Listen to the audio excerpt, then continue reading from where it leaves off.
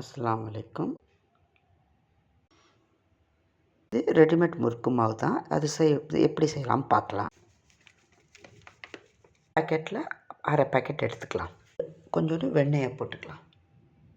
இந்த வெண்ணெயை போட்ட பிறகு நல்லா அப்படி கலந்துக்கிட்டு தண்ணி ஊற்றி கலந்து வச்சிடலாம். கொஞ்சம் கொஞ்சமாக தெளித்து தெளித்து பண்ணுங்கள், இல்லைன்னா கொல கொலண்டா. எண்ணெய் போட்டுருக்கிறதுனால நல்லா சாஃப்டாக நல்லா டேஸ்ட்டாக இருக்கும் முறுக்கு. இந்த மாதிரி குழல்லாம் போட்டு வச்சுக்கணும். உருண்டை எடுத்து அதில் போட்டு முறுக்கு பிழிஞ்சிடலாம்.